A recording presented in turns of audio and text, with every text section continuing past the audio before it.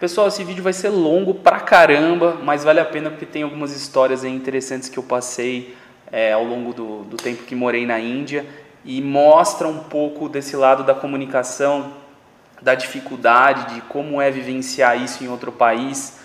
E, enfim, assista até o fim que eu tenho certeza que você vai achar bastante interessante.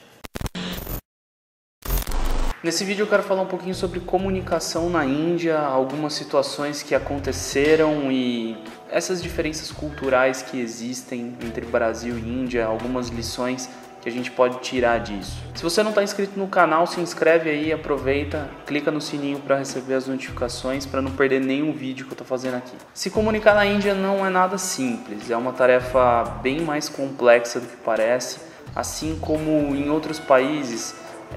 Eles não falam inglês na rua, não é comum o idioma na rua, já falei isso em outros vídeos aqui. Existe uma falsa impressão ou um estereótipo de que na Índia todo mundo fala inglês. É mais ou menos achar que no Brasil é normal falar inglês e menos de 3% da população do Brasil fala inglês, enfim.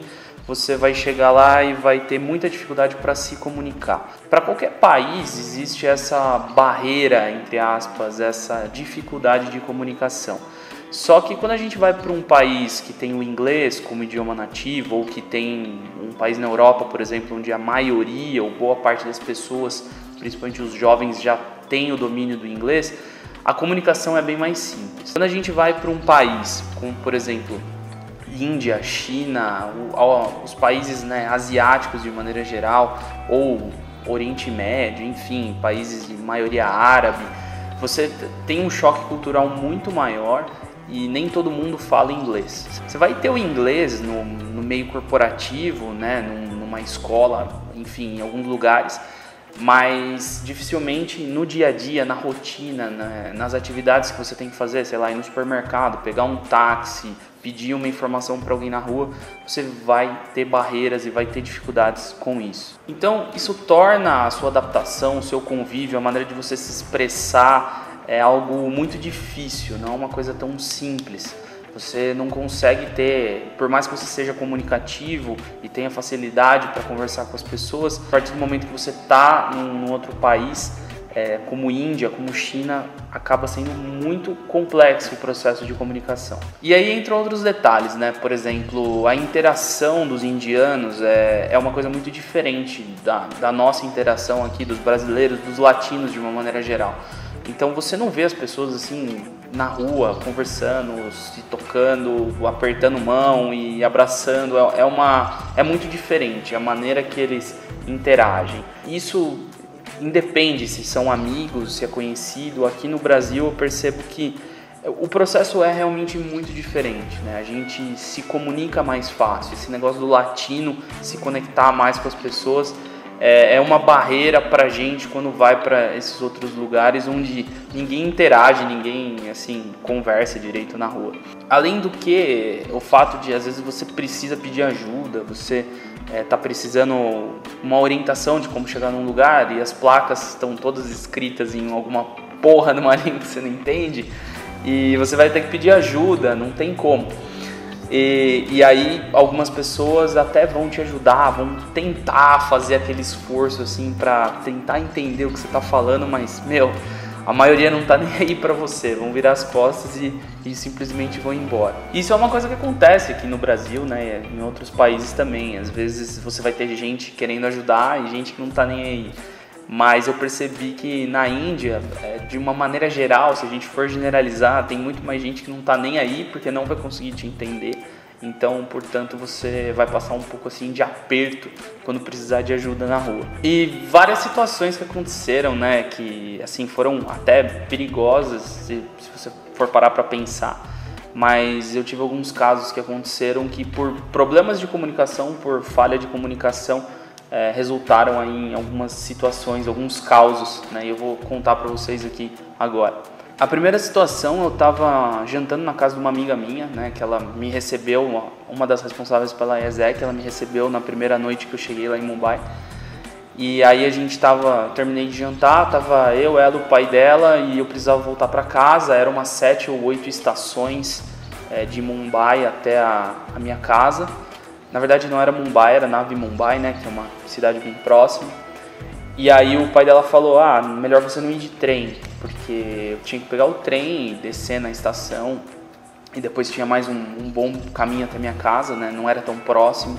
Falou, não, vou chamar um Uber pra você e tal. Falei, beleza. Aí ele perguntou meu endereço, eu falei o nome do restaurante, do lugar lá que eu tava morando, né? Na verdade não é um restaurante, era atrás de um restaurante. Chamava Venkat Heritage. E aí ele entendeu, beleza, ele colocou lá no GPS, e não foi um Uber, foi um Ola, né? Que é o concorrente do Uber lá, o indiano. E colocou, aí ele ligou pro cara, conversou em indiano e eles acertaram que a pessoa ia me encontrar num ponto. E... Bom, ele me levou até o lugar, fez todo o processo lá de comunicação, falou pro motorista, entrega o cara nesse endereço e tal. Beleza, aí o cara dirigiu lá, pôs o GPS.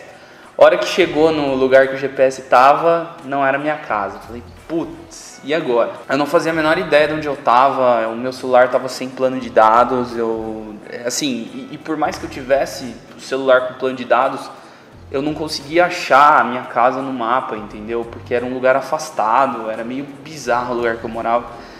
E aí eu fiquei assim, cara, eu comecei a tentar conversar com o motorista e era um processo difícil, porque ele não falava inglês tão bem, era meio arrastado, algumas palavras-chave para ele tentar entender.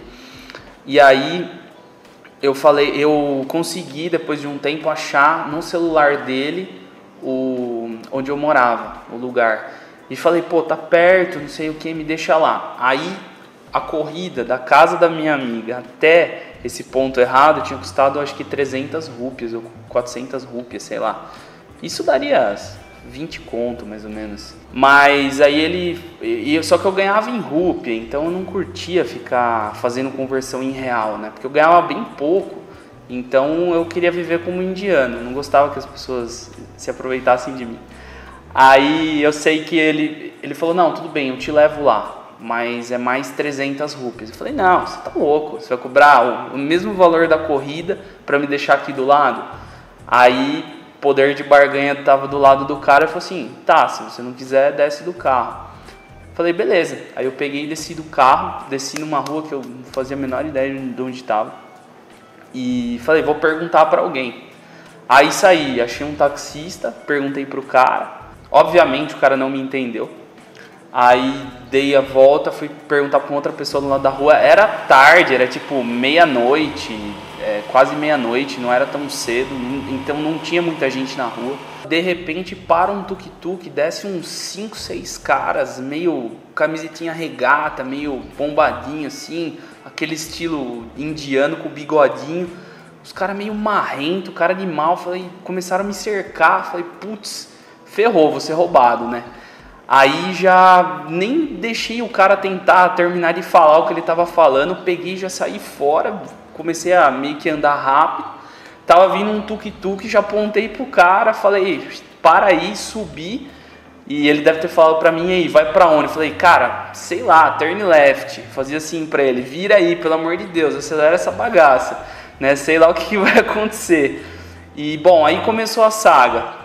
Tentava falar para ele o nome lá do restaurante, o Venkat Heritage, tentava falar uns pontos de referência, o cara não entendia por nada o lugar, não conseguia guiar no meu GPS, e até que eu fui consegui que ele entrasse numa rua, numa avenida principal, parou, aí perguntei para um cara na rua, que estava meio que vendendo umas frutas, umas coisas, e o cara entendeu duas palavras que eu falei. Ele entendeu D-Mart, que era um dos supermercados que ficava na avenida principal que eu conhecia, entendeu o Pizza Hut, e depois ele conseguiu entender o nome do restaurante, porque aí ele conseguiu associar, né, o sotaque com comida e deu certo. Aí ele, Venkat Heritage, aí eu falei, nossa, é isso. Aí ele me explicou, ele falou, tem dois. O cara te levou no errado, né? Ele te levou no outro restaurante, tem um mais afastado de onde você mora. Aí ele falou, não, beleza, é só pegar esse sentido aqui da avenida. E aí eu consegui realmente encontrar me encontrar onde eu estava, porque era um pedaço que eu andava daquela avenida e eu já tinha andado bastante durante aquela semana para conhecer os pontos de referência, então eu fui orientando o cara, né, o motorista do tuk-tuk, e cheguei em casa.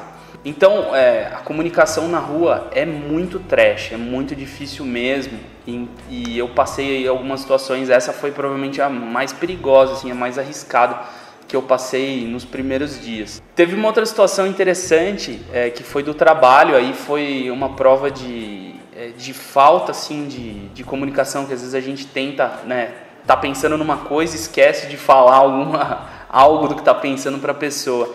A gente foi visitar um cliente, eu ia fazer uma apresentação num cliente e a minha gerente, a supervisora, foi junto. E na hora de entrar no trem, tem o vagão para as mulheres, né, um vagão separado. E ela falou assim, bom, a gente precisa ir para tal lugar, não lembro o nome do bairro lá.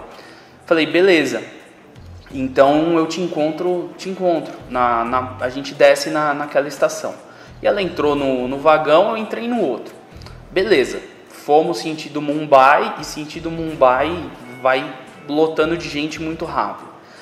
Quando chegou mais ou menos ela falou, são 6 estações. Quando chegou na 5ª estação, eu já comecei a ficar esperto para sair, né? E aí eu percebi que meu celular estava tremendo no meio da multidão. A hora que eu vi, ela tinha mandado uma mensagem. Você precisa descer, né? Porque eu esqueci de te falar que é para descer em tal lugar. Só que, esse tal lugar já tinha passado. E eu tava indo para mais longe ainda. Eu saí correndo no meio do trem e, tipo, não derrubando porque não tem como cair, né? Tá todo mundo preso um no outro. Consegui descer com o trem andando, mas eu tava 1 ou 2 estações na frente. Aí eu tive que pegar, falar pra ela, não, eu vou te encontrar, que estação que você tá.